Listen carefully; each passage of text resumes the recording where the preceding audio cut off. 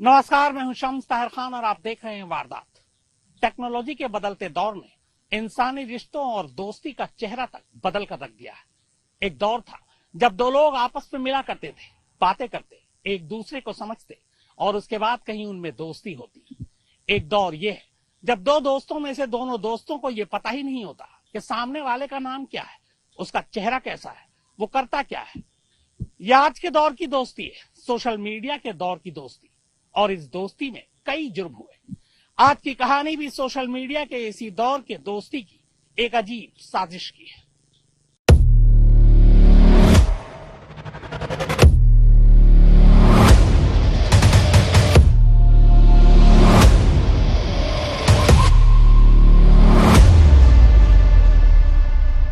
तेरह दिसंबर 2020 की वो तारीख सूरज को अच्छी तरह याद है। दिल्ली के प्रशांत विहार के रहने वाले सूरज को इसी रोज फेसबुक पर एक लड़की ने फ्रेंड रिक्वेस्ट भेजी थी। जो कि लड़की काफी प्रेजेंटेबल और खूबसूरत थी, सूरज ने फौरन इस रिक्वेस्ट को एक्सेप्ट कर लिया। दोनों के बीच पहले फेसबुक मैसेंजर पर मामूली चैटिंग हुई और फिर अगले रोज लड़की ने सूरज को फेसबुक मैसेंजर पर ही वीडियो कॉल किया। नौजवान सूरज के लिए ये पल बेहद खास थे, क्योंकि यहाँ एक लड़की खुद ही अपनी ओर से सूरज के साथ दोस्ती के लिए पहल कर रही थी। और उस रोज अजनबी लड़की और सूरज के बीच करीब 4 मिनट तक वीडियो चैटिंग होती रही और फिर हाय बाय के साथ बातचीत का सिलसिला खत्म हो गया। इसके बाद 3 दिन गुजर गए, लेकिन चौथे दिन सूरज के साथ जो कुछ हुआ वो उसने ख्वाबों में भी नहीं सोचा था। सुबह करीब 11 बजे उसे एक अनजान नंबर से फोन आया। सूरज हैरान था कि उसके मोबाइल में इंस्टॉल्ड ट्रू कॉलर इस अनजान नंबर को किसी लॉ ऑफिसर का नंबर बता रहा था। सूरज तो पहले कुछ देर तक यही सोचता रहा कि वो ये फोन उठाए या न उठाए, लेकिन फिर न जाने उसे क्या सूझी, उसने इस अजनबी लॉ ऑफिसर का नंबर पिक कर लिया और बस यहीं से सूरज के लिए मुसीबतों के सिलसिले की शुरुआत हो गई। लॉ ऑफिसर ने छूटते ही सूरज से उसका नाम पता कंफर्म किया और उसे सुधर जाने की चेतावनी दी। सूरज हैरान था कि आखिर उसने ऐसा क्या कर दिया कि वो अजनबी उसे यूं बुरी तरह हड़का रहा था। लेकिन लॉ ऑफिसर ने कुछ देर तक पहेलियां बुझाने के बाद सूरज से कहा कि 17 दिसंबर को उसने अपनी नई फेसबुक फ्रेंड के साथ जो कुछ किया है वो उसे जेल भी भिजवा सकता है और उसकी बेइज्जती भी तय है। लॉ ऑफिसर ने कहा कि 17 दिसंबर को जब उसकी फ्रेंड ने उसे वीडियो कॉल किया था तो उसने वीडियो कॉल पर ही लड़की के साथ न सिर्फ आपत्तिजनक बातें की बल्कि अश्लील हरकतें भी करता रहा और अब यही सब कुछ उस लड़की के जरिए उसके हाथ लग चुका है और उसकी ये करतूत उसे सलाखों के पीछे पहुंचा सकती है। लॉ ऑफिसर के इन बातों से सूरज पर मानो आसमान टूट पड़ा। वो हैरान था कि आखिर उसने जब लड़की के साथ न तो कोई अश्लील बात की और नहीं कोई ऐसी वैसी हरकत, तो फिर ये सब कुछ हुआ कैसे और ये लॉ ऑफिसर उसे उस गुनाह के लिए कैसे धमका रहा है जो उसने किया ही नहीं है। सूरज ने सच्चाई जानने के लिए लॉ ऑफिसर से वो वीडियो सौंपने की बात कही जिसमें वो खुद अश्लील हरकत करता हुआ दिख रहा था। अगले ही पल वीडियो उसके पास था और सूरज इस वीडियो से एक बार फिर हैरान था कि इस वीडियो में वाकई उसकी कुछ ऐसी तस्वीरें कैद थी जो उसकी हो ही नहीं सकती थी और ये वीडियो वाकई अश्लील थी, लेकिन खुद उसी की लग रही थी।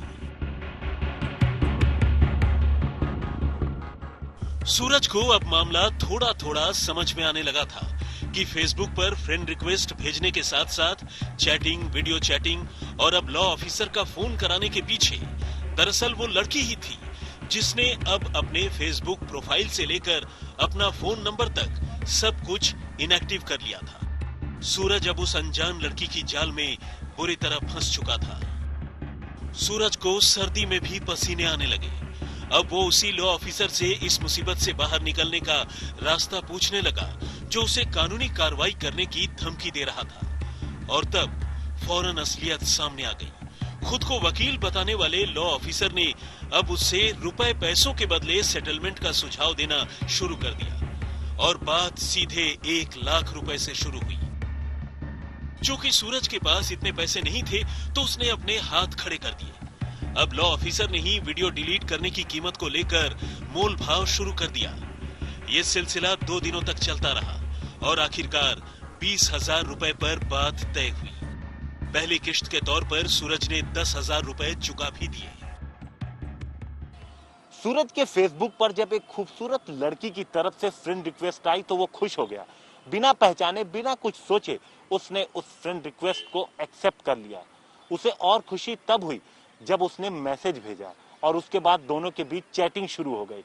लेकिन एक दिन तो हद ही हो गई जब वीडियो कॉल आया और सूरज बहुत खुश हो गया। लेकिन तब तक उसे ये नहीं पता था कि वो एक बहुत बड़े गिरोह के जाल में फंसने वाला है। लेकिन इसके बाद जो कुछ हुआ उससे एक हैरान करने वाली कहानी सामने आई। हिमांशु मिश्र, दिल्ली, आज तक। सूरज लगातार फर्जी वीडियो की ब्लैकमेलिंग का शिकार हो रहा था। उसे डर था कि अगर उसने वकील को पैसे नहीं दिए तो कहीं वो जेल न भिजवा दे। डर इस बात का भी था कि अगर ये वीडियो वायरल हो गया तो फिर चारों तरफ उसकी बदनामी होगी। ऐसे में वो क्या करे? आखिरकार सूरज एक फैसला लेता है। वो सीधे पुलिस के पास जाता है।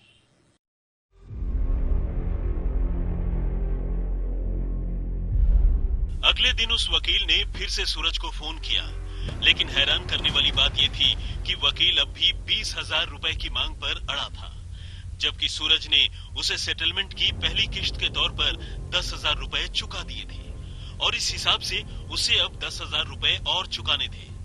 सूरज को शक तो पहले ही था। अब वकील की बातों से उसे यकीन हो गया और उसने पुलिस के पास जाने का फैसला किया।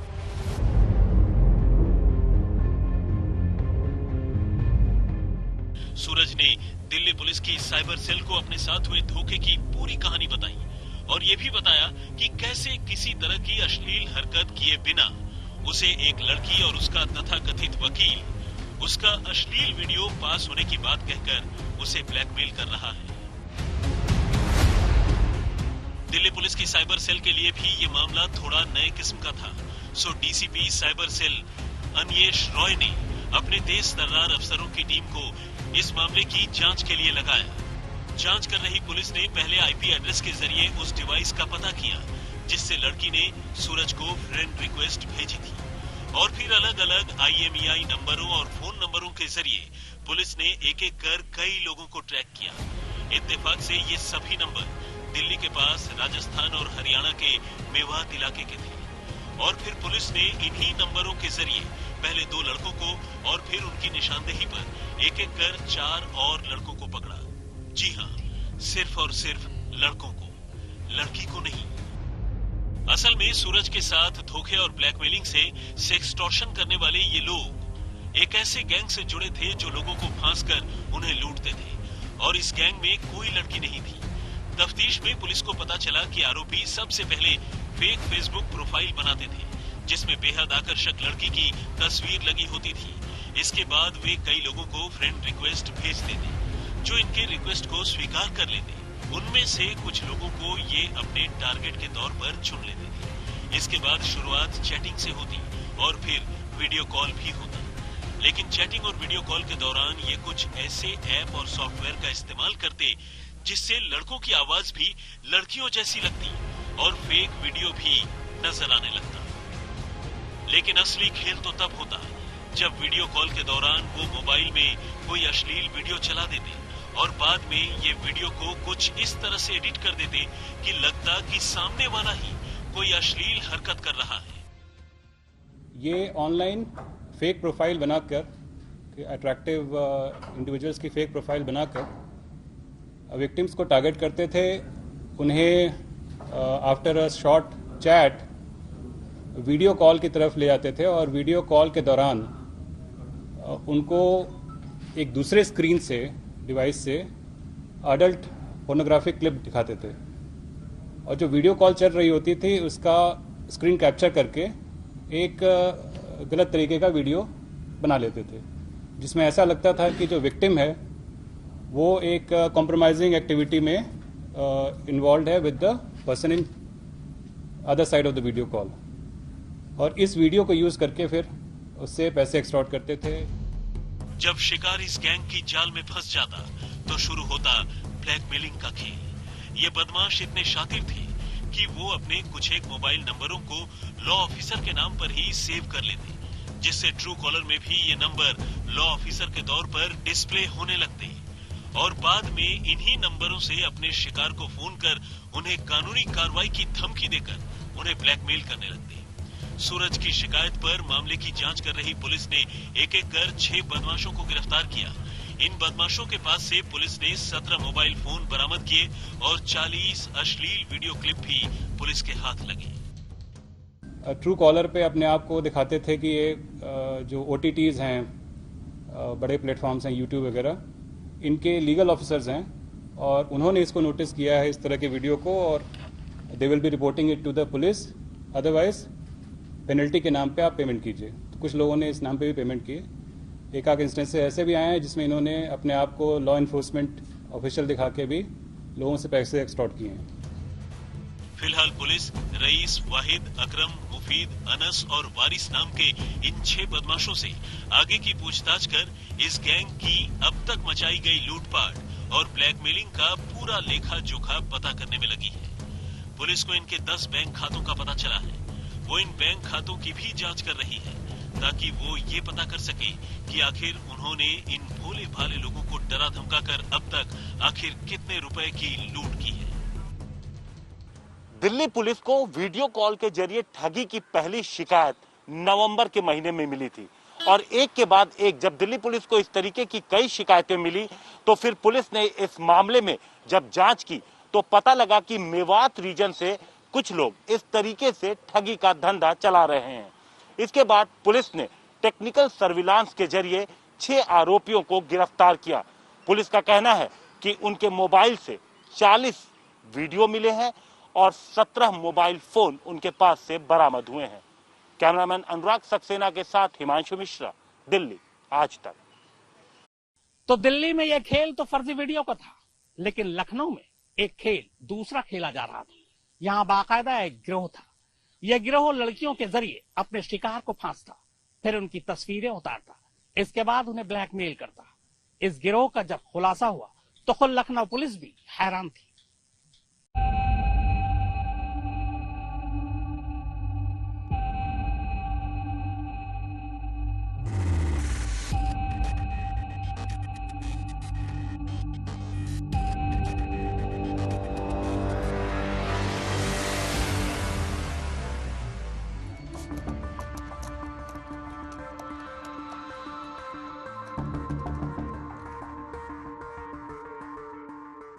लखनऊ के रहने वाले डेंटिस्ट डॉक्टर राजेश अक्सर सोशल मीडिया पर अपना वक्त गुजारा करते थे। इस रोज शाम को भी वो एक सोशल नेटवर्किंग साइट पर टहल ही रहे थे कि तभी अचानक उन्हें एक लड़की ने फ्रेंड रिक्वेस्ट भेजी। नाम था सना उर्फ तबस्सुम। तीखे नए नक्श और खूबसूरत अपीयरेंस वाली सना की फ्रेंड रिक्वेस्ट देखकर डॉक्टर राजेश ने उसे एक्सेप्ट करने में जरा भी देर नहीं की और इस तरह पहले वर्चुअल वर्ल्ड में दोनों की दोस्ती हुई और फिर फोन नंबर एक्सचेंज हुआ और तब हकीकत में दोनों एक दूसरे से चैटिंग करने लगे।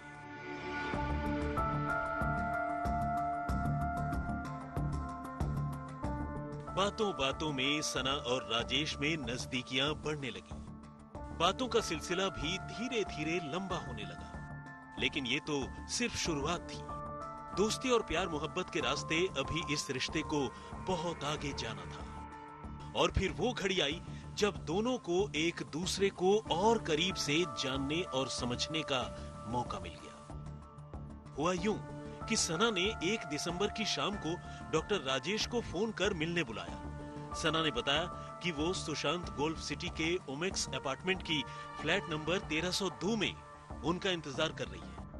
जब डॉक्टर राजेश ने वहां किसी और के होने और न होने को लेकर सना से पूछा तो सना ने हंसते हुए जवाब दिया कि उन्हें घबराने की जरूरत नहीं है, वहां उसके अलावा सिर्फ उसकी छोटी बहन कहकशां है और खुद कहकशां भी उनसे मिलना चाहती है। अकेले में 2 बहनों से मिलने की यह पेशकश डॉक्टर राजेश ठुकरा नहीं सके और फौरन ही अपनी कार ड्राइव कर सुशांत गोल्फ सिटी के ओमेक्स अपार्टमेंट में जा पहुंचे। दरवाजे की घंटी बजी और सना ने मुस्कुराते हुए उनका स्वागत किया।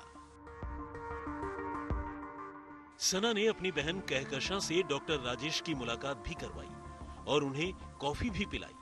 यहां तक तो सब कुछ ठीक था, लेकिन इसके आगे जोर का झटका डॉक्टर राजेश का इंतजार कर रहा था। सना ने सही कहा था कि फ्लैट में उसके अलावा उसकी छोटी बहन कहकशां भी मौजूद है, लेकिन ये नहीं बताया था कि वहां सना और कहकशां के अलावा 5 और लोग भी उसका इंतजार कर रहे हैं। कॉफी पीते ही डॉक्टर राजेश को नशा सा होने लगा और फिर तो उनकी हालत ऐसी हुई कि जैसा जैसा सना उनसे कहती गई वो करते गए। कुछ घंटे बाद जब उन्हें होश आया तो पूरी पिक्चर बदल चुकी थी। सना और कहकशां के अलावा फ्लैट में छुपे 5 और लोग सामने आ चुके थे, जिन्होंने उन्हें घेर लिया था। इन 5 ने उनसे मारपीट और बदतमीजी शुरू कर दी। अब तो डॉक्टर राजेश पूरी तरह फंस चुके थे। उनकी हालत कुछ ऐसी थी जैसे उगलो तो अंधा और निगलो तो मौत। कहां तो डॉक्टर राजेश सना के साथ कुछ हसीन पल गुजारने का ख्वाब देख रहे थे और कहां 7 लोगों के पूरे गैंग ने उन्हें दबोच लिया था। घबराए डॉक्टर राजेश वहां से भागना चाहते थे, लेकिन ये मुमकिन नहीं था। मगर असली धोखा तो अभी बाकी था। सना एंड कंपनी ने डॉक्टर राजेश को बताया कि अब उनकी अश्लील तस्वीरें और वीडियोस उनके पास मौजूद हैं और अब वो इस चक्रव्यूह से अगर बाहर निकलना चाहते हैं तो उन्हें 30 लाख रुपए देने होंगे।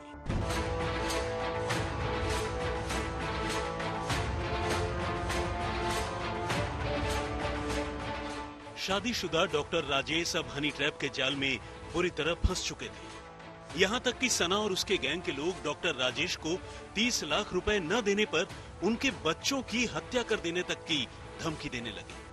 हालत ये हुई कि डॉक्टर राजेश ने जैसे तैसे रुपयों का इंतजाम करना शुरू कर दिया और एक एक कर कई किश्तों में करीब 7 लाख रुपए इस गैंग को चुका भी दिए।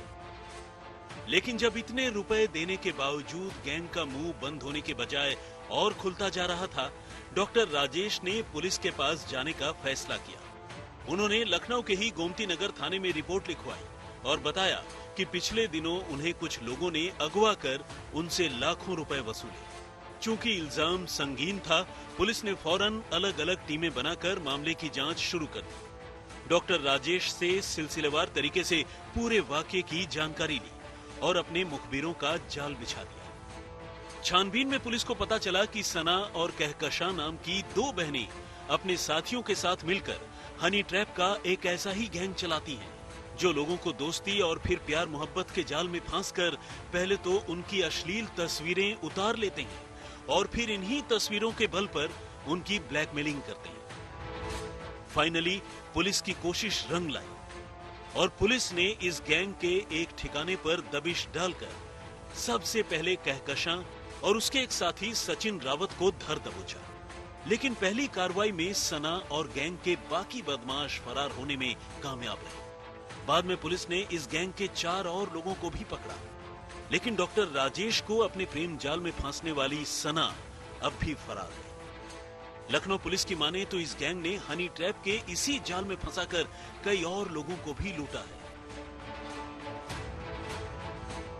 इस गैंग की मोडस ऑपरेंडी इतनी फुल प्रूफ होती है कि एक बार इनके जाल में फंसने वाला शख्स फिर लुट कर ही निकलता है और लुटने के बावजूद लोग अक्सर इसकी शिकायत किसी से नहीं कर पाते। गैंग के लोग डॉक्टर, प्रोफेशनल्स, बिजनेसमैन, बिल्डर जैसे अमीर लोगों को ही टारगेट करते थे। ज्यादातर मामलों में उनका शिकार शादीशुदा लोग होते थे, जिन्हें ब्लैकमेल करना आसान होता था। गैंग की लड़कियां पहले ऐसे लोगों से दोस्ती करती थी और फिर उन्हें अपने ठिकाने पर बुलाती थी। गैंग के ठिकाने पर बाकी लोग पहले ही खुफिया कैमरे और दूसरे इंतजाम के साथ तैयार रहते थे। पहले शिकार को कोई नशीली कॉफी या कोल्ड ड्रिंक पीने को दी जाती थी और फिर जैसे ही शिकार नशे में होता, उसकी अश्लील तस्वीरें और वीडियोस बना लेते थे। इसके बाद शुरू होता था ब्लैकमेलिंग का खेल। ये गैंग ब्लैकमेल कर लोगों से लाखों रुपए वसूलता था। कुमार अभिषेक के साथ शिवेंद्र श्रीवास्तव, लखनऊ, आज तक।